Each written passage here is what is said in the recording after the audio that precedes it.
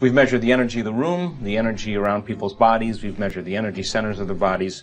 I think all to prove to people that that they have the power within them to begin to change and to heal. And we've made scientific history over and over again.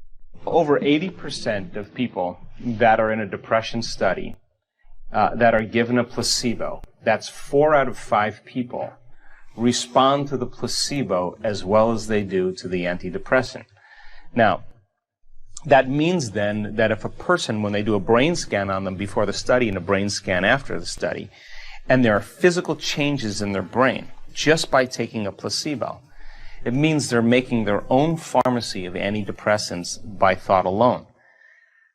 The people who were interviewed after the randomized study, that got better from the placebo, couldn't believe that they were given a sugar pill and that their depression healed. They in fact healed by thought alone. I think the greatest example of the nocebo is the story that I start out with in the book, where a man goes to the doctor, isn't feeling well, is diagnosed with cancer. The doctor tells him, we actually interviewed the doctor. He told the patient that he had a terminal cancer and that he had a very short amount of time to live. And the patient said, well, I just want to live through Christmas, and after Christmas, I really don't care. I just want to spend time with my family. And so on New Year's Day, 1 week after Christmas, he dies. When they do an autopsy on his body, he never had the cancer that could kill him. I mean, he died by thought alone. And when you think about dying by thought alone, it makes you wonder what you believe in. And so I think that that's a strong example, but you can give someone a sugar pill and tell them that it's a certain drug, and when they take the drug, they get the side effects of that drug, because some people anticipate a good outcome, consciously or subconsciously, and some people consciously or unconsciously expect a bad outcome. So when they expect that bad outcome, they begin to manufacture the very symptoms of their own belief. 50% of every person that's diagnosed with cancer that are told that they're going to get nauseous after their first chemotherapy treatment, they get nauseous on the drive over to their first chemotherapy treatment, which means they're getting nauseous in anticipation of the event. Well, if 50% of the people can get nauseous on their drive to their first chemotherapy treatment, 50% of the people watching your show can get healthy on their drive on their way to work. It's the same process. It's just teaching people how the mechanism works. So when I wrote Placebo, I thought something really simple.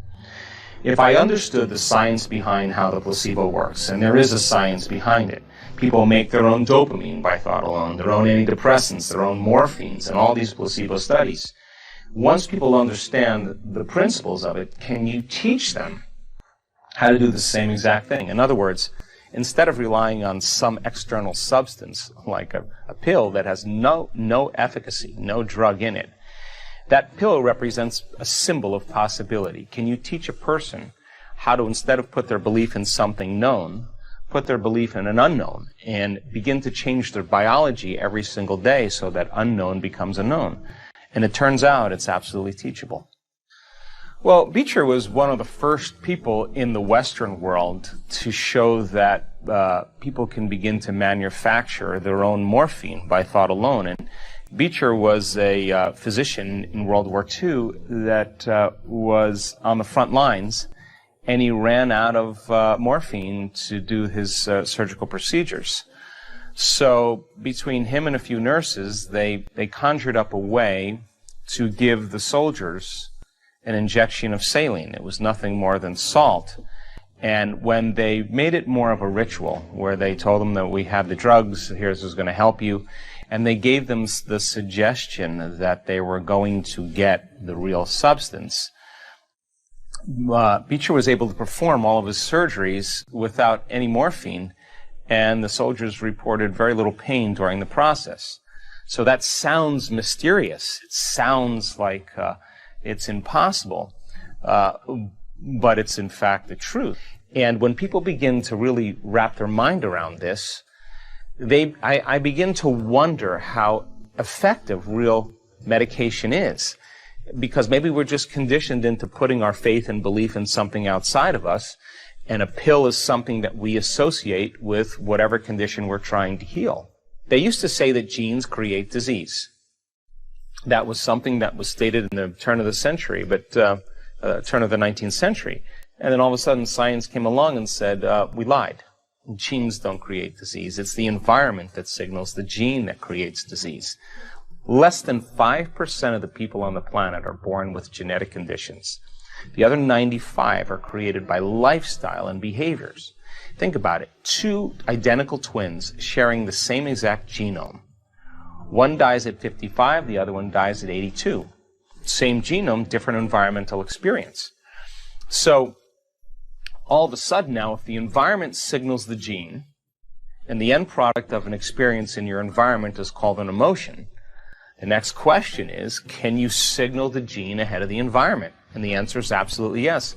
Our research shows then when people begin to embrace an emotion and have a clear intention, they're beginning to change their brain and body to no longer live in the past, but all of a sudden begin to live in a new future. And yes, it takes practice to be able to keep firing and wiring those thoughts, to begin to keep reviewing and rehearsing your behaviors. It takes practice to keep emotionally cultivating elevated states that finally it becomes a habit or a skill. So every time the person thinks about the betrayal, the shock, they're producing the same chemistry in their brain and body as if the event was occurring. And they're firing and wiring the same circuits and emotionally conditioning the body into the past. So then that person then who's living by those same emotions keeps signaling the same gene. Now they're headed for some genetic destiny, and in time they develop a condition. So then the fundamental question is, what if a person begins to think differently? Firing and wiring, creating new circuitry. What if they begin to rehearse who they want to be that day? The act of rehearsing something mentally, when you're truly present, the brain doesn't know the difference between the outer experience and the inner experience, which means you begin to install the neurological hardware in your brain ahead of the event. Now your brain's no longer a record of the past. Now it's a map to the future. So now you're priming your brain to behave exactly the way you want it to behave because you're rehearsing it. And it's no different than rehearsing lines in a play. If you go to a play and you're an actor and you haven't rehearsed your lines and reviewed them in your mind, you're not going to be able to demonstrate that character. But by rehearsing that activity in your mind, rehearsing who you're going to be, that hardware ultimately becomes a software program, which means you're going to start to naturally behave that way. And yes, when our students begin to understand that when they embrace an elevated emotion, that they're signaling the gene ahead of the environment, they assign more meaning to doing it. So the act of going from their old self to the new self does something really magical. The person starts to heal by thought alone. All of a sudden, they're in a new state of being. And the disease, the condition, existed in the old person. And they're literally someone else. And it's no different than a person with a multiple personality disorder that has an allergy to nylon stockings in one personality and type 2 diabetes in another, and healthy in another personality. It's the same exact thing when a person really overcomes themselves and they begin to express a new biology.